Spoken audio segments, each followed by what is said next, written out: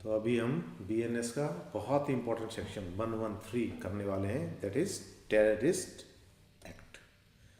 और बहुत पिछले उसमें आईपीसी के अंदर इसको बहुत अच्छे से डिफाइन नहीं कर रखा था। दूसरा क्या था, सेडिशन, देशद्रोह को कहीं ना कहीं उसके अंदर इस चीज़ को लेके आने की कोशिश करते थे, लेकिन वो क्योंकि डेफिनेशन क्लियर नहीं थी और सारी चीज़ें नहीं थी तो वो अटक जाते थे। लेकिन अब इन्होंने बीएनएस के अंदर इस चीज़ को बिल्कुल क्लियर कर दिया है और कोई गुंजाइश नहीं छोड़ी है। तो आइए देखते हैं। अब इसके अंदर एक एक चीज़ बहुत क्लियर लिखी हुई है और इसके दायरे में किसी को भी इस डेफिनेशन के हिसाब से उस दायरे के अंदर लेके आना बहुत आसान है। तो whoever does any act with the intent, यहां पर है इंपॉर्टेंट इंटेंट, टू थ्रेटन और likely to threaten the unity, integrity, sovereignty, security और इकोनॉमिक सिक्योरिटी ऑफ इंडिया, और with the intent to strike terror और likely to strike terror in people और any section of people in India और in any foreign country. अब इसके अंदर देखने वाली बात यह है कि टेररिज्म जो होता है वो क्या है, वो दहशत से ही काम करता है। ये सारे काम ऐसे हैं, जितनी दहशत बनेगी उतनी ही सरकार दबाव में आएगी। एक के बाद एक बम ब्लास्ट होते हैं तो सरकार उतने दबाव में आती है, निर्दोष लोगों की जान जाती है। तो एक मॉरल और एक किसी न किसी चीज़ को लेकर एक डर का जो माहौल होता है उसी का आतंकवादी फायदा उठाते हैं।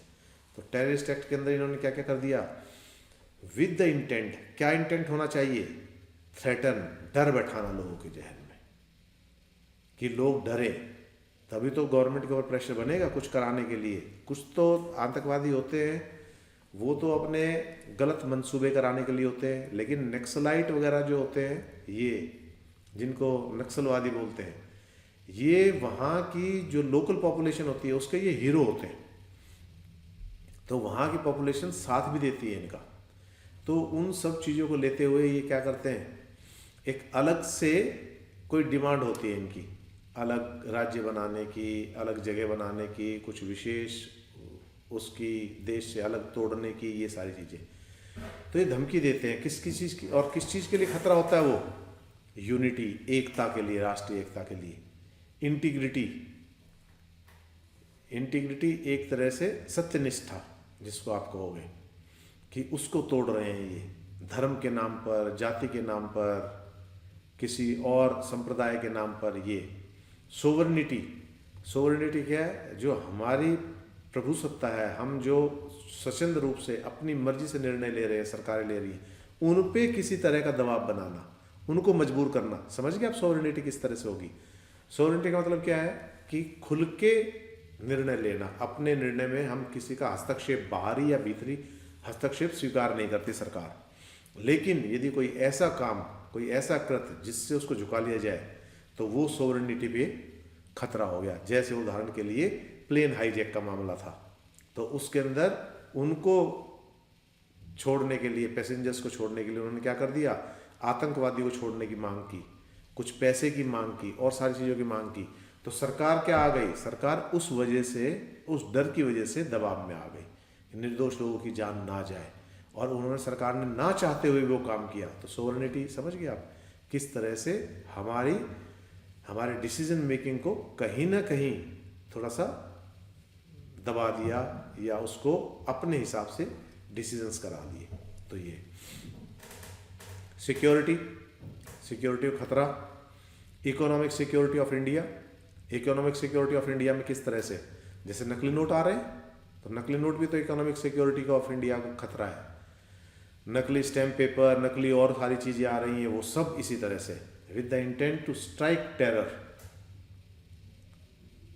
और likely to strike terror in people, उनके अंदर डर की भावना पैदा करना, एक गंभीर तरह का डर, हल्का फुल्का डर नहीं, तगड़ा डर।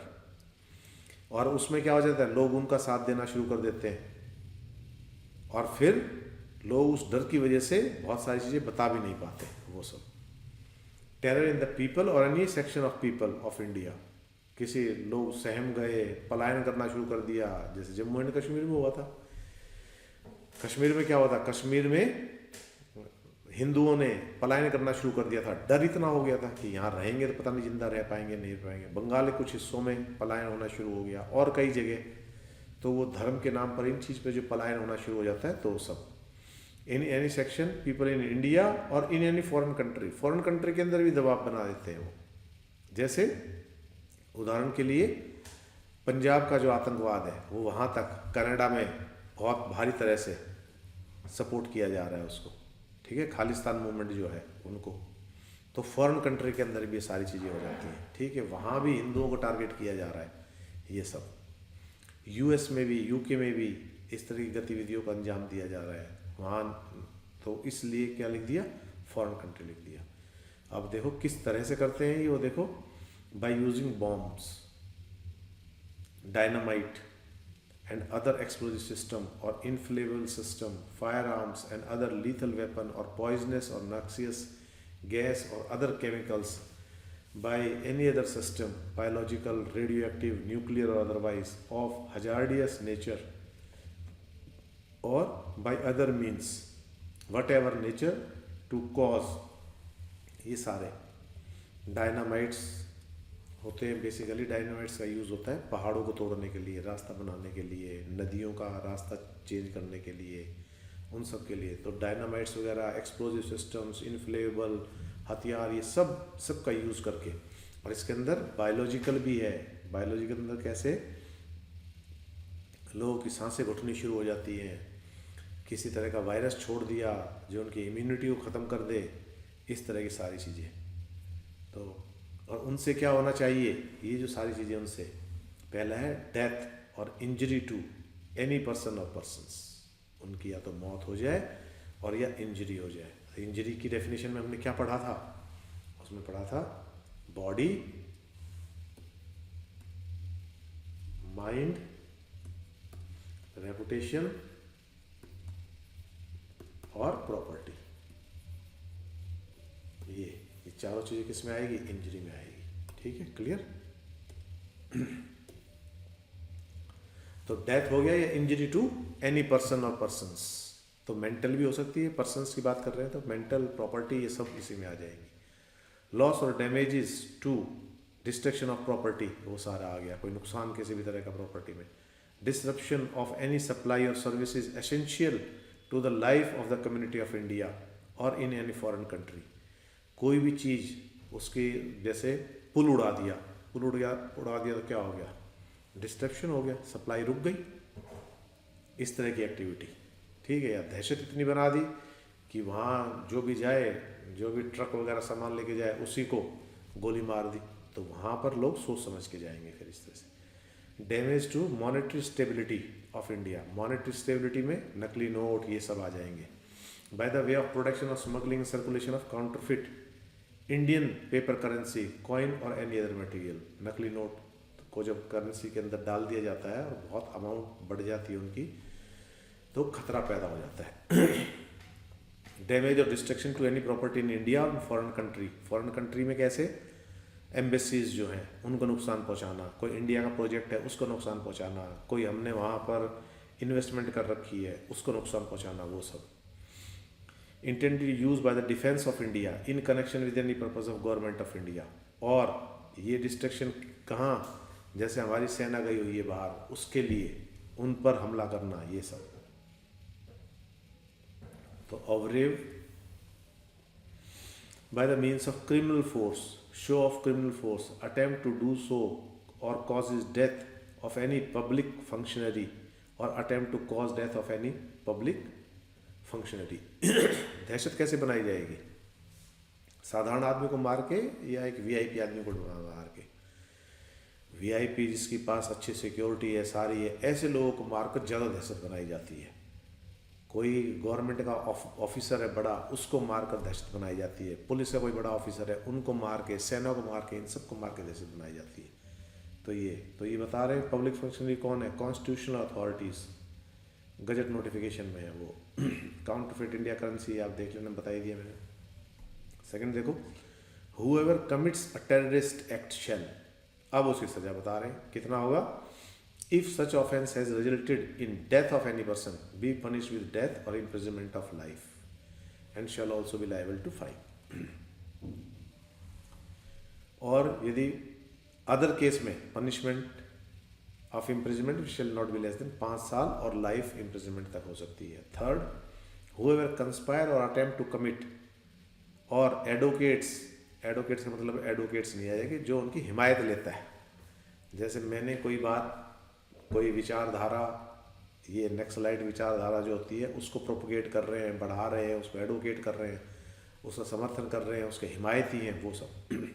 अवेट्स, एडवाइस और इंसाइट्स डायरेक्टली और knowingly facilitate the commission of terrorist act, उनकी बड़ाई कर रहे हैं, उनको हीरोइक वो दे रहे हैं, वेलकम दे रहे हैं, उनको समाज का हीरो बना रहे हैं, ऐसा act perpetratory to the commission of terrorist act shall be punished with the imprisonment which shall not be less than 5 साल. तो ऐसा जो महिमा मंडल कर रहे हैं ना, उनको सलाह दे रहे हैं और ये सब कर रहे हैं, एडवाइस दे रहे हैं, उनको किसी भी तरह की मदद कर रहे हैं, तो वो सब 5 साल से नीचे नहीं होगा और इम्प्रिजनमेंट ऑफ लाइफ तक जा सकता है. बहुत इंपॉर्टेंट है, लेकिन इस एक्ट के ऊपर बहुत अच्छे से काम किया गया है, एक एक चीज़ एक्सप्लेन कर दी, कहीं कोई रास्ता छोड़ा नहीं उनके लिए. 4 देखो, वेन एवर ऑर्गेनाइजेज और cause to be organise any camp for imparting training to terrorist act, recruit or causes to be recruited to any person or persons commission of the terrorist shall be punished with imprisonment 5 साल. और उससे जो camp लगा रहे हैं, उनकी मदद कर रहे हैं, उनको किसी भी तरह से ट्रेनिंग दे रहे हैं, वो सब.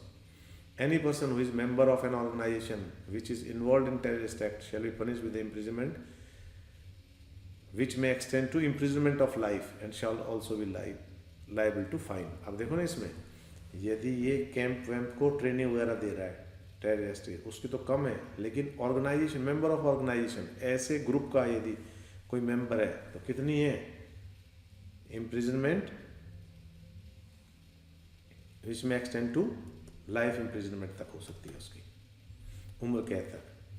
आगे देखो, whoever voluntarily harbors or conceal or attempt to harbor or conceal any person knowing that such person has committed a terrorist act shall be punished with imprisonment for a term not less than 3 years. तो 3 साल minimum है और आगे तक हो सकती है. तो इसके अंदर फिर वही स्पाउस, एक दूसरे पति पत्नी के ऊपर ये लगेगा नहीं, जैसे हमने ऊपर देखा था कि यदि पति अपनी पत्नी को कहीं छुपा देता है, यदि वो क्रिमिनल है तो, और यदि पत्नी अपने पति को कहीं छुपा देती है और बाद में पता लग जाता है तो उनके ऊपर कोई केस नहीं चलेगा, क्योंकि वो तो पति पत्नी के रिश्ते के अंदर ऐसा कर रहे हैं.